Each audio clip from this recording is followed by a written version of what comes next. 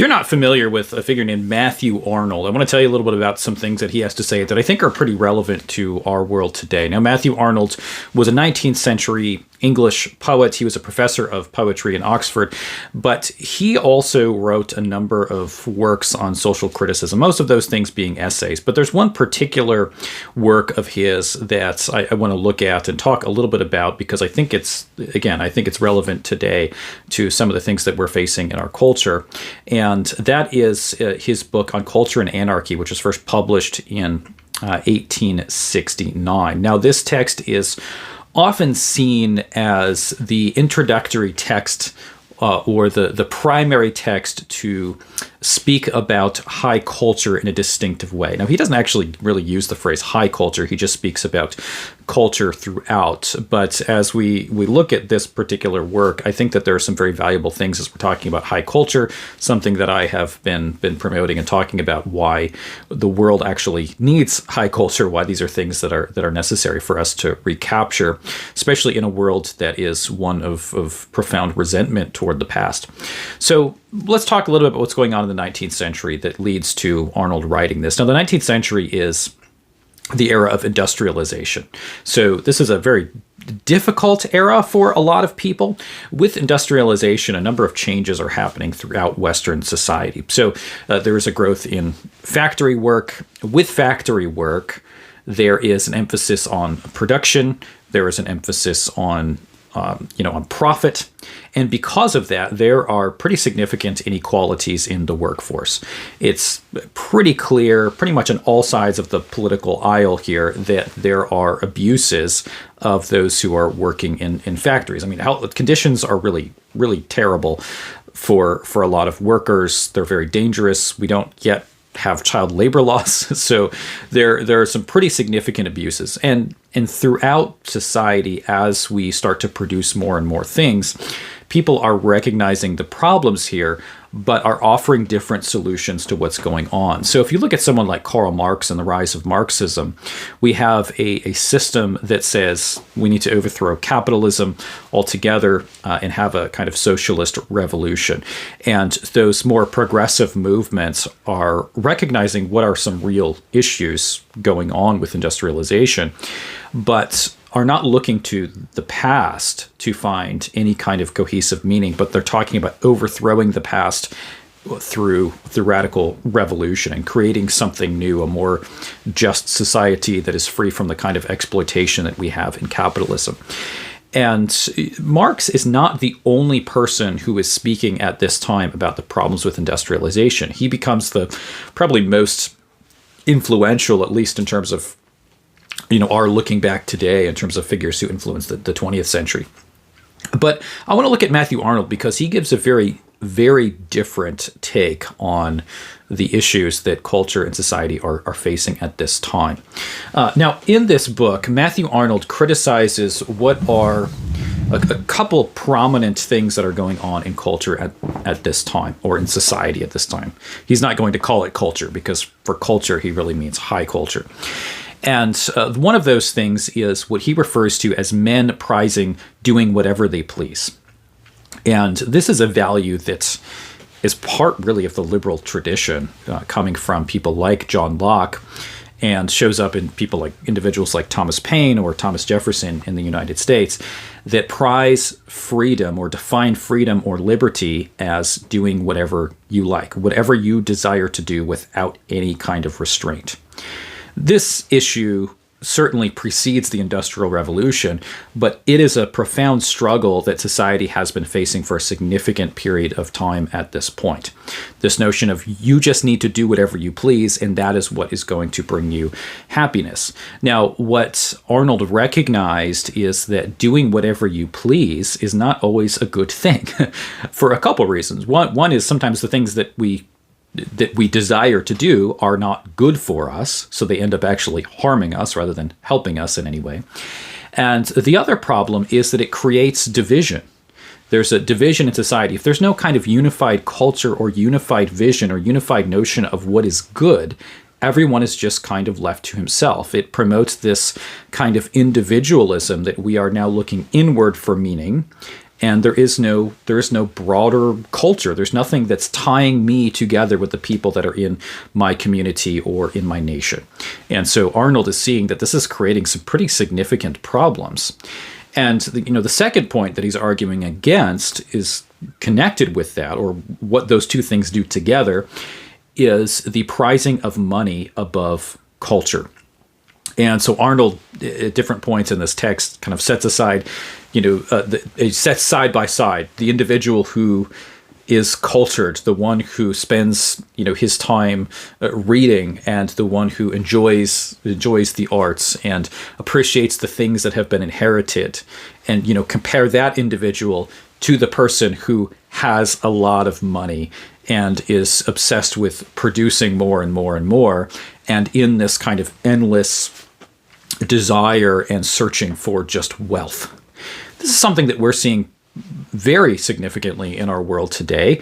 There is a huge culture of people on the internet, these finance gurus and hustle bros and all of these other people that are trying to tell you that your happiness is going to be found in your making money. You need to do. You need to produce, you need to produce, and you need to get more money and more income. And that's ultimately what's going to bring you happiness, because the more income you make, the more money you make, the more then you can spend on the things that please you, that bring you internal happiness. So, buy your Lambo, or have, as many women as you could possibly get. And these things ultimately are not going to bring happiness. So we have the combination of those two problems. One is the obsession with wealth and just getting more stuff. And the other is this rabid individualism, or what Arnold calls doing whatever you please. And once you have this obsession with doing whatever you want, and obsession with stuff, the meaning and purpose of your life becomes, I need to get as much stuff as I can to please myself individually. And if you look at a lot of the individuals who especially are appealing to a lot of young men, they're speaking to, I think, real profound issues of purposelessness that men are facing. But oftentimes the solution is one of just make more money and get more stuff, which is ultimately not going to bring any meaning or purpose or value to your life. So what is it then that Arnold proposes as a solution to this? His solution is culture. And again, by culture, he really means high culture. He's speaking particularly about the things that have been inherited in the past. So I'm going to read a citation from the text here, how he defines culture. He says, culture is a pursuit of our total perfection by means of getting to know on all the matters which most concern us the best which has been thought and said in the world. And through this knowledge, turning a stream of fresh and free thought upon our stock notions and habits, which we now follow staunchly but mechanically, vainly imagining that there is a virtue in following them staunchly, which makes up for the mischief of following them mechanically. And he goes on to define this following culture as something that needs to actually take root inwardly instead of this just external kind of ritual mechanical thing. Now, what he's talking about here when he talks about pursuing perfection, certainly we are not as human beings able to achieve any kind of perfection, and there is a bit of over optimism, you may even say utopianism, in some of Arnold's proposal, which I think is very unfortunate. so I certainly wouldn't go that direction. But I think the general idea that he is getting at here is a very good one. Is when he's talking about perfection, he's talking about broader society. And not just the individual. We are part of that. But for Arnold, he's talking about the community or the nation as a whole, a group of people as a whole, that we have this commonality in terms of common goals. And we are seeking for the good. We are seeking for what he calls perfection. But the idea here is that there actually is a telos for our societies. There is a goal for our society, for our people. There is something that is actually a good that we should strive for. There actually is something that we can try to achieve, something we can move forward toward, that is something just beyond the gaining of income or the kind of production of more things or getting more money.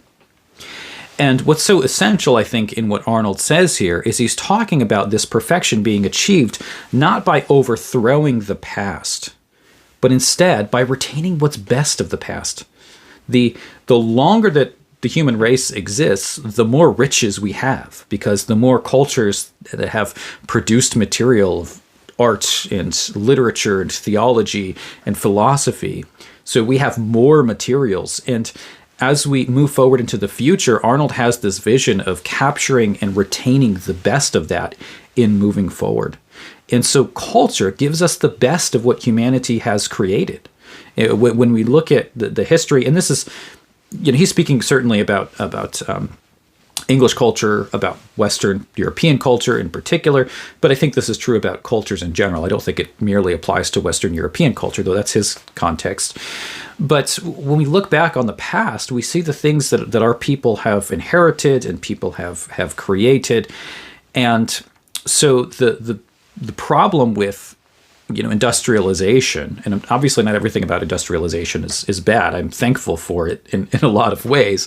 But the problems with the privileging of wealth and the endless pursuit of profits that we have is not that the past is bad and we need to destroy it and move on to something totally different, as those in the more progressive camp are going to say, but instead, that in and of itself, that move toward obsession with profits, is itself a rejection of the past, because it's a rejection of the inherited beauty and wonder of the art and literature and culture that we have had in the past.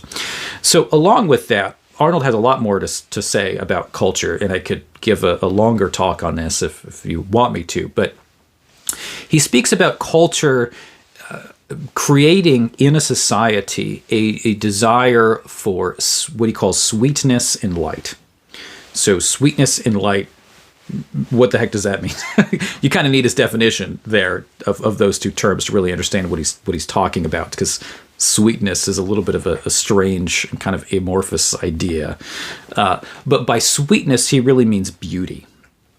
And so one of the things that culture does, it opens our eyes to beauty. It opens us up to the beautiful that humanity has created in its past. We see the beauty of, classical architecture or paintings or whatever it is that we are looking at. So it trains us to see and understand that there are some things that actually are beautiful and there are some things that aren't beautiful. And culture helps us to refine our taste, to understand what is beautiful, that we may delight in that which is beautiful. And the second thing is light, which is he's talking there about intellect, about the enlightening of the mind. So culture inculcates in us a love of beauty and then a love of truth. So light is really, he's talking about truth.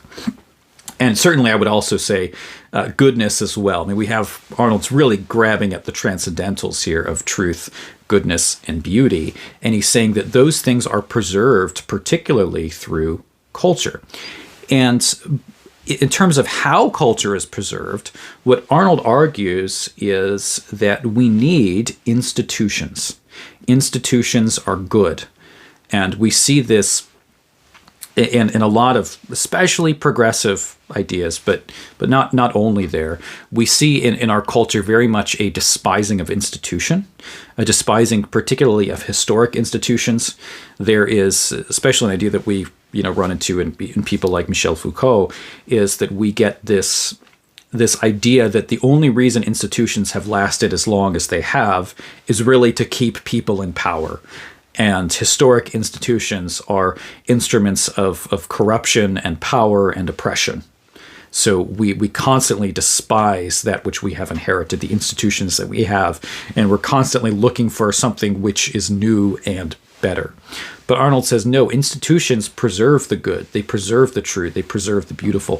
What Arnold is not saying is that they do that perfectly or that institutions are not corrupted.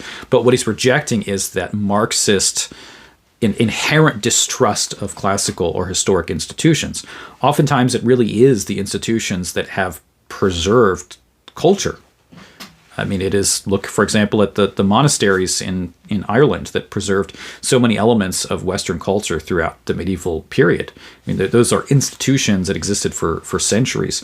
And we look at a historic institution like Oxford, for example, where Arnold taught. There are things that are preserved at those institutions. An institution doesn't have to be a university or a monastery. We could talk about all different kinds of institutions. But I think Arnold does point us toward something, looking into the future. He gives us a way forward, which is, as we're seeing the kind of cultural anarchy, to use his term, that we are finding today in our current society, the question that we often have is, well, how do we combat this? What do we do moving toward the future, in a society that in a way despises the past or sees the past merely as an instrument of oppression? Well, use institutions. And this is a difficult thing to do in a lot of ways, because a lot of our institutions themselves have been rather corrupted by a despising of the past as well. And I do think that we can move forward into looking into creating new institutions, but we have to make sure that those new institutions are actually deeply connected with the past, because that's kind of the point of institutions. And if we are creating new institutions, we have to be thinking about those institutions being that which is going to last. We have to think in the long term. We need to be creating institutions that are actually going to be around, 5 generations from now. It's one thing to create some kind of momentary, respite from the issues that we're facing that's going to last for a generation. But that ultimately is not what's going to bring about profound change. We need to have those lasting institutions that are agents of cultural preservation. And so that's what Arnold is talking about here in institutions like Oxford, where he himself was working at that time. And Arnold himself, in terms of culture, in the relationship, say, between culture and religion, as I have to talk about as the theologian here, but as he talks about the relationship between culture and religion, Arnold he's not exactly an Orthodox Christian. He denies many of the supernatural elements of Scripture. However, which I certainly would not see as a good thing. However, what's interesting about Arnold is, even with those conclusions, he views the church as an absolute necessity in terms of the preservation of culture, and the church as necessary in bringing that beauty and truth into the world. So even though he himself is not really an Orthodox Christian, he also understands the necessity of Orthodox Christianity, or of the church, in preserving the goodness of the world and preserving culture. So it's a fascinating read. If you want to give the book a read, Culture and Anarchy is what it's called. There are some points, certainly, where I don't agree with everything that he says, but there are some really important ideas that I think are pretty relevant today if you want to check out the work. So hopefully you found this interesting. Make sure you like and subscribe. We'll see you in the next one. God bless.